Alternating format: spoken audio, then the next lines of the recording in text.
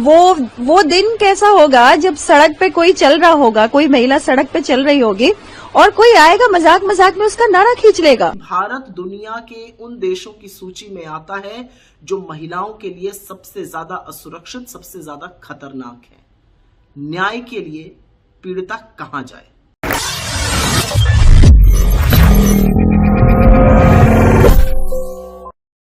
महिला का स्तन छूना, पजामे का नाड़ा तोड़ना और कपड़े उतारने की कोशिश कोई रेप नहीं है, ये इलाहाबाद हाई कोर्ट के जस्टिस राम मनोहर नारायण मिश्रा का कहना है। हम आपको पूरा मामला विस्तार से बताएंगे। एएनआई के रिपोर्ट्स के मुताबिक इलाहाबाद हाई कोर्ट में जस्टिस राम मनोहर नारायण मिश्रा की बेंच ने रेप के प्रयास और अपराध की तैयारी के बीच के अंतर को सही तरीके से समझने की जरूरत बताते हुए कहा कि पीड़िता के स्तनों को पकड़ना, उसके पजामे का नाड़ा तोड़ना, उसे पुलिया के नीचे खींचने का प्रयास करना रेप या रेप के प्रयास के अंतर्गत नहीं आता है। यह गंभीर यौन हमला है। हाईकोर्ट ने निचली अदालत से जारी सम्मन आदेश को संशोधित करते हुए निर्देश दिया है कि अपराधियों के खिलाफ संशोधित धाराओं के तहत नया सम्मन आदेश जारी करें। बताया जा रहा कि नवंबर 2021 में कासगंज के पटियाली थाना क्षेत्र में रहने वाली पीड़िता ने आरोप लगाया कि 10 नवंबर 2021 की शाम जब वो अपनी 14 साल की नाबालिग बेटी के साथ ननद के घर से लौट रही थी, तभी गांव के रहने वाले पवन और आकाश ने उसकी नाबालिग बेटी को बाइक से घर छोड़ने की पेशकश की। भरोसा कर बेटी को बाइक पर बैठने दिया, लेकिन गांव के सुनसान रास्ते में दोनों ने बाइक रोक दी और नाबालिग बेटी के स्तन पकड़े, नाले में खींच ले गए और उसके पजामे का नाड़ा तोड़ दिया। राहगीरों के अचानक आ जाने से दोनों आरोपी नाबालिग लड़की को छोड़कर फरार हो गए। बता दें कि इस मामले में आरोपी और पीड़ित करीबी रिश्तेदार हैं। आरोपी आकाश पीड़िता का मौसेरा भाई है, दूसरा आरोपी पवन आकाश का चचेरा भाई है। इस घटना से पहले 17 अक्टूबर 2021 को आरोपी आकाश की मां रंजना ने एक एफआईआर दर्ज कराई थी, जिसमें राजीव, शैलन, सुखवीर और विदेश पर छेड़खानी का आरोप लगाया था। आरोपी सुखवीर नाबालिग लड़की का चाचा है और शिकायत दर्ज करने वाली पीड़िता की मां का देवर है। पुलिस ने इस मामले में सुखवीर समेत सभी आरोपियों के खिलाफ चार्जशीट दाखिल कर दी है। नाबालिग लड़की के साथ हुई घटना पर जारी सम्मन पर सुनवाई के दौरान हाईकोर्ट ने साफ कहा कि जिन लोगों से पहले से रंजिश रही हो, उनके साथ कोई अपनी नाबालिग लड़की को भेजेगी, ऐसा मुश्किल लगता है। नाबालिग के साथ हुई घटना पर जारी हुए सम्मन पर आरोपियों की तरफ से सम्मन को चुनौती देते हुए हाईकोर्ट में पुनः निरीक्षण याचिका दायर कर दलील दी कि शिकायत के आधार पर यह मामला रेप का नहीं आता, यह केवल 354B आईपीसी यानी छेड़खानी और पॉक्सो एक्ट के तहत आता है। इस मामले पर सुनवाई करते हुए इलाहाबाद हाई कोर्ट में जस्टिस राम मनोहर नारायण मिश्रा की बेंच ने स्पष्ट कहा कि पीड़िता के स्तनों को पकड़ना, उसके पजामे का नाड़ा तोड़ना, उसे पुलिया के नीचे खींचने का प्रयास करना रेप या रेप के प्रयास के अंतर्गत नहीं आता है। यह गंभीर यौन हमला है, बलात्कार के प्रयास का आरोप नहीं बनता। अदालत ने साफ कहा कि रेप के प्रयास और अपराध की तैयारी के बीच अंतर को सही तरीके से समझना चाहिए। हाईकोर्ट ने इस मामले में निचली अदालत को निर्देश दिया है कि आरोपियों के खिलाफ संशोधित धाराओं के तहत नए सम्मन आदेश जारी करें। अब हम आपको बताते हैं कि कौन है नारायण जस्टिस राम मनोहर नारायण मिश्रा। जस्टिस राम मनोहर नारायण मिश्रा का जन्म 6 नवंबर 1964 को हुआ था। उन्होंने 1985 में लॉ की पढ़ाई की, फिर 1987 में लॉ में ही पोस्ट ग्रेजुएशन किया। साल 1990 में मुफीस के रूप में उत्तर प्रदेश न्यायिक सेवा में शामिल हुए। साल 2005 में उच्चतर न्यायिक सेवा में उनका प्रमोशन हुआ। साल 2019 में जिला एवं सत्र न्यायाधीश के रूप में नियुक्त हुए। यहां पर प्रमोशन से पहले इन्होंने बागपत, अलीगढ़ जिलों में सर्विस की।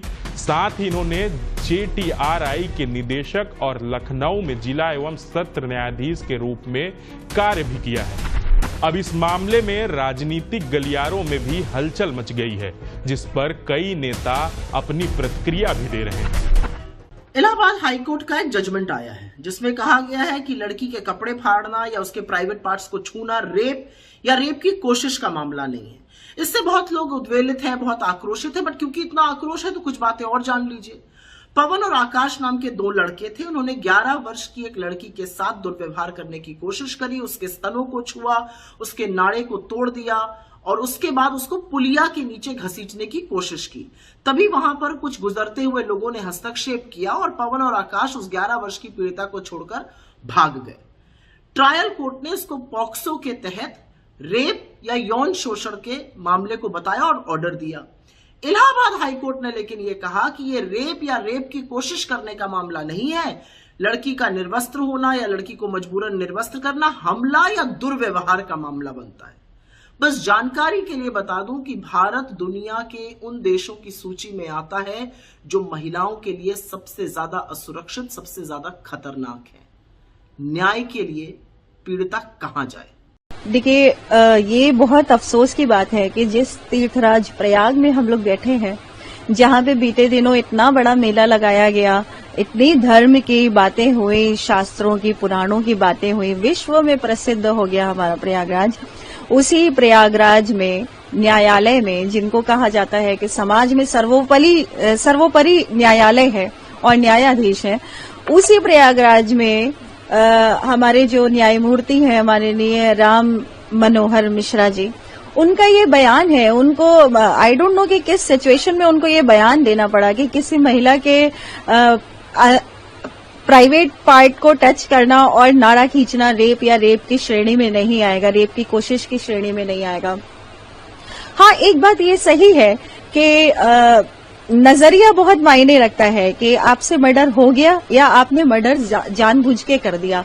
मगर जिस केस की हम लोग बात कर रहे हैं, जिस देश में महिलाओं को गलत नजरिए से देखना भी पाप की श्रेणी में माना जाता है, उस देश में कानून ने इतने सारे लेवल लगा दिए हैं कि ये इस श्रेणी में आएगा, ये इस श्रेणी में आएगा, ये इस श्रेणी में आएगा। ये बेहद अफसोसजनक है अगर एक न्यायाधीश को उस कुर्सी पे बैठ के ये बयान देना पड़े। मुझे लगता है कि जिस केस की हम लोग बात कर रहे हैं वो 11 साल की मासूम बच्ची है, जिसको नहीं पता कि प्राइवेट पार्ट्स को टच करने का मतलब क्या होता है, जिसको नहीं पता कि ये चीजें क्या होती हैं, उसका भविष्य क्या होने वाला है। उस देश में एक न्यायाधीश उन अपराधियों को, जिनकी उम्र 30 साल से ऊपर है, उन अपराधियों को बचाने के लिए, उनके समन को रिकॉल करने के लिए बोल रहे हैं कि आप इस श्रेणी में नहीं, एक गंभीर यौन अपराध की श्रेणी में उनको समन किया जाए। ये बेहद अफसोसजनक है। और मैं एक महिला होने के नाते ये जरूर कहूंगी कि साहब, आप जो कर रहे हैं वो आगे आने वाले समय के लिए कितना बड़ा, अगर आप ये संशोधन करने के लिए कह रहे हैं, जिस तरह से आपने ये आगे के कानून में रिमार्क होगा, ये एक बेंचमार्क होगा। आपके जजमेंट को लेके हर आदमी हाई कोर्ट आएगा और हर आदमी इसी तरह से बचने की कोशिश करेगा। वो दिन कैसा होगा जब सड़क पे कोई चल रहा होगा, कोई महिला सड़क पे चल रही होगी और कोई आएगा मजाक में उसका नाड़ा खींच लेगा। ये किस तरह का आपने बयान दिया है, ये किस तरह की सोच से आप ग्रसित हैं। मुझे लगता है कि ये बेहद शर्मनाक है और बेहद निंदनीय है। इस तरह से हमारे देश में मुझे लगता है कि अगर हर एक रिश्ते की भी एक मर्यादा होती है। मुझे लगता है कि जीजा अगर साली को भी टच करता है तो वो उस मर्यादित तरीके से करता है। यदि पिता अपनी पुत्री को टच करता है तो उसकी एक मर्यादा अलग होती है, नजरिया अलग होता है। नजरिए की बात पे तो ठीक है, नजरिया मायने नहीं रखता है, लेकिन ये इस केस में, जिस केस में आपने समन को रिकॉल किया है, आप मुझे बताइए कि यदि उन लोगों की नीयत साफ होती तो वो उस बच्ची को पुलिया के नीचे खींचने की कोशिश क्यों करते, और अगर किया था और उसका अगर नारा भी तोड़ दिया था तो भी लोगों के आने पे भागने की जरूरत क्या थी। ये आपका नजरिया व्यक्त करता है, यानी कि आपका इंटेंशन मेलाफाइड था। मुझे लगता है माननीय आपको इस पे पुनर्विचार करने की जरूरत है और हम सब महिलाएं इसकी बेहद कड़ी निंदा करते हैं। ये बिल्कुल भी मान्य नहीं है और किसी भी तरह से हमारे देश में, हमारे धर्म में ये वर्जित है। तो इम्पैक्ट इसका किस तरह से समाज में पड़ेगा? बहुत बड़ा। मैंने अभी थोड़ी देर पहले ही कहा है कि आपका जो ये रिमार्क है ये बेंच जजमेंट बन जाएगा और इसको लेके लोग वापस से आएंगे कि हाई कोर्ट चलो भाई हमें जो है 376B में हुआ है, 376D में अगर हमें समन हुआ है तो कम से कम इसको कम करने के लिए 376, क्योंकि तीनों की सजा का प्रावधान अलग अलग है और सजा को कम करवाने के लिए लोग आएंगे। अब मान लीजिए कि हाईकोर्ट ने कहा कि भाई ये है प्राइवेट पार्ट को छूना या नारा तोड़ देना, ये रेप अटेम्प्ट में नहीं आएगा। ये 354B की एक धारा लगेगी जिसमें आपको गंभीर यौन अपराध है और शायद 3 से 7 साल की सजा के बीच है। यानी कि तो आप सोचिए कि ये समाज की कैसी मानसिक विकृति होगी कि चलो मजाक में मजे में कोई महिला ऐसे चली जा रही है और कोई भी आके उसके प्राइवेट पार्ट को टच करके चला जाएगा। ये किस तरह का, इसका समाज में कितना गंदा इम्पैक्ट पड़ेगा। और जिस सेफ्टी की हम लोग बात कर रहे हैं, हमारे समाज में जिस तरह से अभी चेंज आया है इन 10 सालों में, मैं तो यही कहूंगी कि इन 10 सालों में बेहद चेंज आया है, जहां पे महिलाएं बहुत सुरक्षित अपने आप को सेफ कर रही है। और यूपी जैसे जिले में जहां पे एक समय में अपराध अपने चरम पे था कि शाम ढले लड़कियों को बोलते थे कि अकेले घर के बाहर मत जाओ, आज उस समाज में कम से कम रात के 2-2 बजे मुझे लगता है कि लड़कियां अकेले जाती आती हैं और अपने आप को सेफ फील करती हैं। क्या वो समय आपको नागवार है? क्या वो समय आपको मंजूर नहीं है? आपने इस तरह का बयान दिया है, उस बयान का समाज पे इम्पैक्ट ये पड़ेगा कि वो अपने आप को सेफ नहीं महसूस करेंगे और कोई भी ऐसे मन चला आएगा और उनके साथ इस तरह की छेड़खानी करती। आपने क्यों ईव टीजिंग का प्रावधान बनाया था? हमारे स्कूल कॉलेजेस के बाहर जो मनचले लड़के खड़े होते थे और जो लड़कियों को सिर्फ ऐसे अगर शब्द कहा जाए तो ताड़ते रहते थे, जो सीटी बजाते रहते थे, उसको भी अपराध की श्रेणी में रखा गया था, ईव टीजिंग की श्रेणी में रखा गया था। आपने क्यों किया था? और आज आपको ये बयान देना तो ये बेहद निंदनीय है, बेहद शर्मनाक है। हम सभी भारत की महिलाएं इसकी कड़ी निंदा करते हैं। वकील होने के नाते आप इस फैसले को कैसे देखती हैं? देखिए, जो इलाहाबाद हाईकोर्ट का फैसला है वो सभी वुमेन्स के खिलाफ है और जैसे कि पोस्को जैसे एक्ट को सरकार ने ध्यान में रखते हुए इसीलिए स्पेशल एक्ट बनाया है, वरना तो ये आईपीसी से बीएनएस से भी कवर हो जाता है। इसीलिए अलग से बच्चों के लिए अलग से कानून बनाया गया है ताकि बच्चे आने वाले टाइम पे क्राइम से बच चुके और हमारी 0% टॉलरेशन की जो पॉलिसी है उसके ऊपर सरकार ने काम किया है। लेकिन जो इलाहाबाद हाईकोर्ट का फैसला है उसने ये बोलकर कि ये क्योंकि 376 यानी कि रेप की धारा में नहीं आता है, वो एज एन एडवोकेट मैं ये समझती हूँ कि ये गलत फैसला है। इसको सुप्रीम कोर्ट को सुओ मोटो लेना चाहिए, क्योंकि इस तरीके के इशू जो है वो कई बार सुप्रीम कोर्ट ने सुओ मोटो लिए हैं, क्योंकि जहां तक सुरक्षा की एक वुमेन्स ही नहीं बल्कि यहाँ पे एक बच्ची की सुरक्षा की बात है, एक बच्ची नहीं बल्कि ऐसे फैसलों से जो है वो हमारी न्यायपालिका में हम गुहार लगाने की बजाय फिर हम अपने आप को कमजोर समझते हैं। इस तरीके के मैटर रिपोर्ट होने लगे हैं क्योंकि न्यायपालिका साथ में एक सजा का प्रावधान है। इस वजह से हमारे जो है ये इस तरीके के जो ये आज का मैं समझती हूँ फैसला है ये सही नहीं है इलाहाबाद हाई कोर्ट का। और जहाँ तक बात है कि ये 376 की डेफिनेशन में आता है, क्योंकि उससे पहले जो स्वतंत्र कुमार और ज्ञानसुधा मिश्रा का रिपोर्टेड जजमेंट है जिसमें ये बोला गया है कि रेप के लिए पेनिट्रेशन का होना जरूरी नहीं है।